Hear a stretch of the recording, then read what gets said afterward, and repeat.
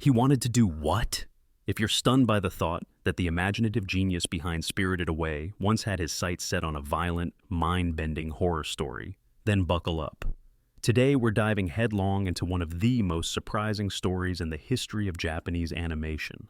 The shocking moment when Hayao Miyazaki and Studio Ghibli considered taking on a brutally dark manga. What would push the visionary behind My Neighbor Totoro to explore a terrifying tale of invading parasites and ripped flesh? And why did it never materialize, even though, for a brief flicker in time, all signs pointed to a venture straight into R-rated territory? In this episode, we'll unravel the entire saga, one mystery at a time. We're about to investigate how Parasyte, a macabre manga that visualizes human bodies twisting in monstrous ways, managed to capture Miyazaki's attention. We'll speculate on what could have motivated such a family-friendly animation maestro to step outside his established domain of gentle wonder and ephemeral worlds. And we'll explore how Hollywood inadvertently kept this dream from ever happening. Sound intriguing? We haven't even scratched the surface yet.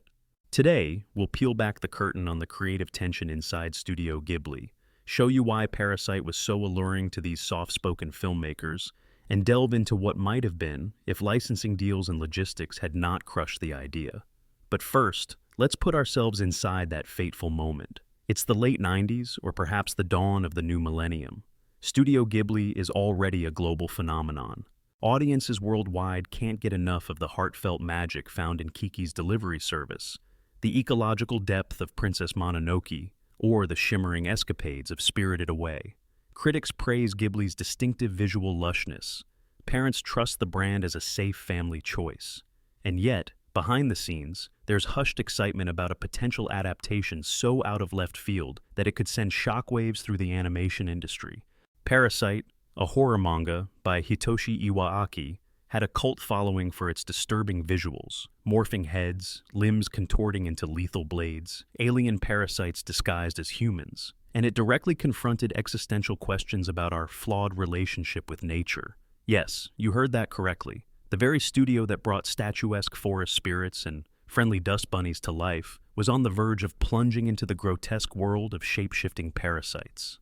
Where so many Ghibli classics show us gentle transformations, like the playful metamorphoses in Ponyo, Parasyte revels in transformations of a far more chilling kind. Are you intrigued yet? We certainly are.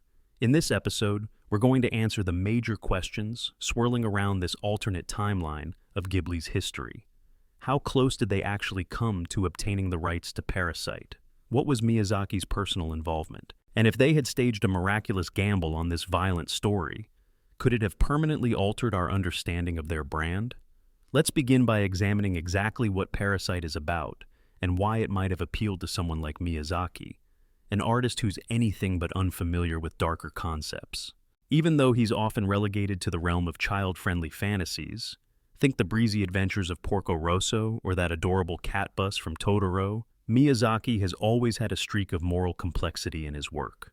From the anti-war sentiment in Howl's Moving Castle to the savage battles in Princess Mononoke, we see consistent philosophical underpinnings. Parasyte, in its raw horror format, grapples with what it means to be truly human, how we coexist with other species, and whether violence is ever justified in the name of survival. Sounds like something that belongs in the Ghibli pantheon, doesn't it? In Parasyte, a teenage boy named Shinichi Izumi wakes up one day to discover that a parasitic creature has invaded his body, taking over his right hand and replacing it with an often unsettling sentient being named Migi. Over the course of the manga, our hero witnesses a string of merciless killings, monstrous transformations, and perplexing ethical dilemmas. Sound worlds apart from Ghibli's gentle scene transitions and pastel color palettes? Yes, yet thematically, the parallels run deep. Perhaps that's what really drew Miyazaki's eye. By grappling with survival, empathy, the responsibilities of power, and the uneasy dance between humans and their environment, Parasyte actually stands right in line with older Ghibli efforts like Nausicaa of the Valley of the Wind. That film's storyline also exposes the conflict between humankind's arrogance and nature's resilience. So, presumably, Miyazaki saw a kindred spirit in Parasyte, a story that merges horror and introspection, just as he had previously combined fantasy and introspection in classics. Now, here's where the story gets extra juicy. Anime producer Toshio Suzuki, co-founder of Studio Ghibli and a longtime collaborator with Miyazaki, once revealed in a podcast that he and Miyazaki entertained discussions about adapting Parasyte. Imagine sitting in a meeting room as the duo flips through the gruesome pages of the manga. Picture the air thick with creative sparks as Miyazaki wonders how to visually interpret these parasitic transformations. Then, behind the scenes, debate rages. Would Ghibli's staff handle such graphic content, or would it jeopardize the studio's carefully cultivated identity? Let's pause to reflect on just how big a leap this would have been. Princess Mononoke was the darkest Ghibli film to date, and while it features beheadings, gruesome arrow injuries, and a healthy dose of moral tension, it still rests comfortably in a quasi-mythical setting. Parasyte, on the other hand, is a contemporary horror story, blatantly showing invasive bodily transformations. Body parts are hacked, mutated, and twisted. These are not ephemeral, dreamlike fantasies, but raw images of gore, making it a surprising candidate for a studio that occasionally gave us whimsical dust sprites. Yet here's the kicker. Perhaps that's precisely why some Ghibli creatives wanted to tackle it. Could you imagine the hype around a Ghibli horror film? That alone would fill theaters with curious fans itching to witness how these masterful animators would handle the story's brutal themes. Now, let's set the scene for the obstacles that ultimately prevented this dream collaboration. Back in 1999, Hollywood came knocking at Parasyte's door. The property was snatched up by Don Murphy's Angry Films, which partnered at the time with Jim Henson Pictures. If you're raising your eyebrows, we can't blame you. Jim Henson, father of the Muppets, eyeing the blood-curdling horrors of Parasyte. While it's not a typical route for Henson, keep in mind the film was slated to be partly live action, partly CGI, a route that Hollywood often tries when bridging the gap between surreal creatures and real actors. One might assume, with some justification, that a Hollywood production might water down the fundamental horror that gave Parasyte its edge. However, that project never reached theaters. The rights kept changing hands. Eventually, it shifted to New Line Cinema, at which point a well-known Japanese horror director, Takashi Shimizu of The Grudge fame, was rumored to be involved. The film traveled through an extended phase of development limbo, simultaneously building mystique around how the story might look if given a big production budget. Meanwhile, Ghibli watchers whispered about whether Miyazaki and Suzuki were quietly trying to reacquire the rights so they could bring Parasyte to animated life. But as the years passed, it became clear. The dream scenario of a Ghibli adaptation was no longer feasible. Before we unravel where else Parasyte found a home, let's reflect on just how radical a transformation might have occurred at Ghibli if they had gone down this path. Miyazaki's stories often share a common thread. They respect nature and highlight human flaws. But they avoid raw terror. Ghibli is ultimately about harmony and emotional nuance. Yes, the studio has no qualms about depicting tragedy, sacrifice, and sorrow, as in Grave of the Fireflies. But raw, unfiltered gore is where it typically draws the line. Imagine if Ghibli not only approached that line, but decided to hurl themselves across it and savor the experience. We're talking about severed limbs, horrifying contortions, and an apocalyptic sense of helplessness, given that these parasites spread invisibly among the population. Would families still flock to it, trusting the Ghibli brand name? Or would the younger audience members be consigned to wait until they reached an older age to see the next big Miyazaki film? That's exactly the conundrum the Ghibli executives faced. If you love hearing about these intriguing crossroads in creative history, now might be a great time to show your support. If you're enjoying this unexpected behind-the-scenes journey, be sure to give this episode a thumbs up. It really helps keep our channel growing so we can uncover even more hidden gems. Now, back to our story. There's no doubt that Miyazaki thrives on tackling meaningful, sometimes heavy subjects cloaked as epic fantasies. Consider the ecological allegory in Nausicaa of the Valley of the Wind, which we briefly mentioned. That film is a cautionary tale about environmental destruction, featuring giant mutated insects in a post-apocalyptic world. Parallels with Parasyte's savage commentary are obvious. Both revolve around the idea that life on Earth is interconnected, and courting conflict with nature's power is supremely dangerous. However, Nausicaa exudes a spirit of hope and renewal. Whereas Parasyte is more like a relentless nightmare that doesn't blink in its confrontation with vicious survival instincts. Certainly, that's not to say a Ghibli adaptation would have been a carbon copy of the manga's more lurid images. We can guess Miyazaki might have reined in the gore, focusing more on the moral dilemmas and the empathy that emerges between Shinichi and Miji. If the project had gone forward, might Ghibli have carved open a brand new formula? Perhaps we'd have an entirely separate conversation about a dark Ghibli canon, a sub-collection of the studio's works that strayed into adult territory. There's a market for mature anime, as seen by the success of Perfect Blue or Berserk. Ghibli, however, had built decades of goodwill around universal accessibility. Violating that could have risked alienating families. On the flip side, it could have drawn older audiences who had previously dismissed Ghibli as just for kids. That's the interesting tension at the heart of this near collision between the bizarre and the beloved. But let's shift gears to what eventually happened with Parasyte. Though it languished in Hollywood's licensing labyrinth for ages, Hitoshi Iwaaki's creation eventually enjoyed a renaissance, albeit without Ghibli. In 2014, more than a decade after discussions with Ghibli had presumably fizzled, Madhouse released a faithful anime version titled Parasyte, The Maxim. This adaptation put the story firmly in a modern context, featuring designs and settings more aligned with the 21st century. As the episodes aired, new fans came in droves, some of whom had no prior knowledge of the manga. The animation was crisp, the storyline stayed true to the philosophical roots, and the production team balanced horrifying visuals without trivializing the deeper ethical questions. Simultaneously, Japanese film producer Genki Kawamura, who once conversed with Toshio Suzuki in that illuminating podcast, directed not one but two live-action Parasyte films in Japan. These debuted to a moderately positive reception, though, let's be honest, the idea of animating those alien body transformations might have been more appealing to hardcore manga traditionalists. Regardless, the Parasyte phenomenon gained momentum across different formats: manga reprints, streaming anime, cinema releases, and even cameo crossovers and pop culture references. So, while Ghibli was nowhere near these new expansions, the seeds that once captivated Miyazaki's attention indeed sprouted elsewhere. This begs a bigger question: could Studio Ghibli ever produce a truly R-rated film in the future? If so, would it reflect their original brand values, or mark a whole new identity for fans to grapple with? Let's think about it. Ghibli is known for heartwarming adventures, yes, but some of their greatest achievements, like Princess Mononoke, already push the boundaries with violence and introspection. Yet, no matter how intense the battles, Ghibli's style remains elegant, anchored in painterly backgrounds, dreamlike sequences, and allegory-laden scripts that highlight the spirit of adventure and the possibility of moral redemption.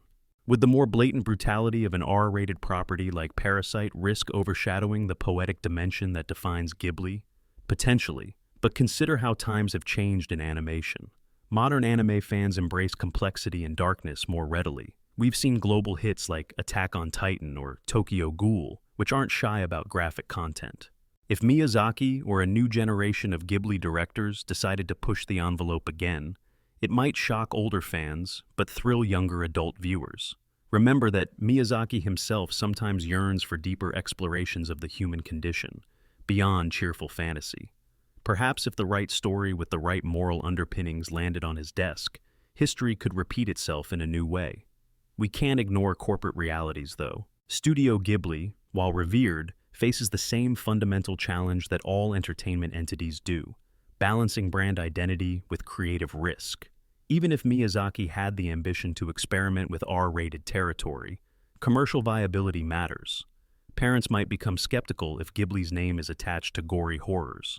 Still, a well-executed project that emphasizes the same philosophical weight we see in Parasyte might open new avenues. Maybe it wouldn't be fully R-rated gore, but a toned-down, cognitively rich adaptation that retains an emotional punch. But that's speculation for another day. Meanwhile, fans love to imagine that parallel universe where Ghibli seized the Parasyte rights in time. Would the final film have featured a hand-drawn style reminiscent of the ephemeral line work in My Neighbor Totoro, only with terrifying body transformations around every corner? Could we have seen Migi, the parasitic hand, rendered in the same kind of fluid animation style that gave us the bouncing, shape-shifting little forms in Ponyo? And how would Ghibli's legendary composers have approached the soundtrack?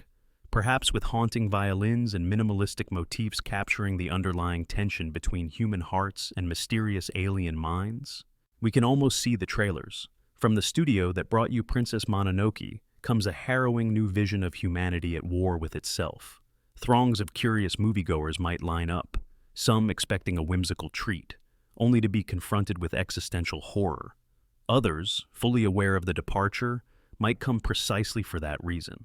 Would it have been a critical success, or would Ghibli purists have denounced it as a betrayal of the studio's kid-friendly heritage? Those questions remain tantalizingly unanswered. Thanks for sticking with us, by the way. If you're finding value or entertainment in this exploration of an alternate timeline, make sure you subscribe. We've got plenty more anime deep dives coming soon, and you won't want to miss them. We can't finish without acknowledging what a pivotal gem Parasyte became, entirely on its own. The anime from Madhouse soared in popularity. Isamapitabi, not just domestically in Japan, but also among international viewers seeking darker narrative arcs. The anime's success proved that an unflinching exploration of body horror and moral complexity could become mainstream. The live-action films introduced a fresh wave of fans to manga, and combined with the reprints from Kodansha Comics, Parasyte has cemented itself as a cornerstone of mature manga. That's an astonishing arc for a story that once might have been overshadowed by bureaucratic red tape or lackluster adaptation attempts. Let's wrap up by examining how these revelations actually add a new layer of depth to our appreciation of Ghibli's body of work. It's easy to think Ghibli is all about gentle breezes through fields of flowers, but in reality, the creative minds behind it have always contemplated stark truths about war, suffering, and the fragility of life. The difference is that those truths are typically shown through a magical lens approach, where forest gods, talking animals, and whimsical sprites mask the harsher lessons. Parasyte's direct confrontation with strong violence would have forced Ghibli's hand, quite literally, to illustrate scenes normally left off screen. It's equally fascinating to see Miyazaki, who has occasionally expressed frustration with how the film industry is run, entertaining an unorthodox idea. Clearly, he's not a man limited by any one notion of what Ghibli is. He's fascinated by moral quandaries, and Parasyte serves this in generous portions. The project might have been short-lived as a thought experiment, but it hints at the possibility that the revered Studio Ghibli wasn't so different from other creators flirting with the extremes of human emotion and frailty. They were just typically more subtle about it. Ultimately, we'll never know what might have emerged from that improbable marriage of Ghibli's artistry and Parasyte's unbridled horror. We're left to imagine the breathtaking visuals, the heartbreaking tension, and the contemplative script that could have redefined how we view the studio. But one thing is sure, it proves that no matter how set in stone an artistic brand seems, there are always those moments when a creative impetus to seek new frontiers arises. And as fans, these hidden stories behind the scenes remind us that even the legends of animation aren't afraid to peer into the darkness, if only for an instant. So the next time you're watching My Neighbor Totoro or Howl's Moving Castle, and marveling at the gentler side of Studio Ghibli, remember this little-known chapter in its history. You might just find a new level of admiration for the studio's willingness to wrestle with unexpected ideas, even if only fleetingly. The Lost Ghibli adaptation of Parasyte stands as a testament to both the allure and the pitfalls of trying something that drastically challenges audience expectations. Somewhere in an alternate dimension, fans are still discussing how that film changed everything. In our world, however, we'll just have to continue savoring the what-if scenario, an intriguing reminder that the boundary between whimsical fantasy and the darkest corners of horror is not as wide as you might think, especially in the eyes of a creative powerhouse like Hayao Miyazaki. And who knows? With the passage of time and the evolution of animation technology, maybe Ghibli will come back around to consider another R-rated dream someday. Until then, we'll hold on to this strange footnote in cinematic history as a testament to the depth, vision, and dare we say, boldness that might lie beneath the surface of even the most family-friendly studios.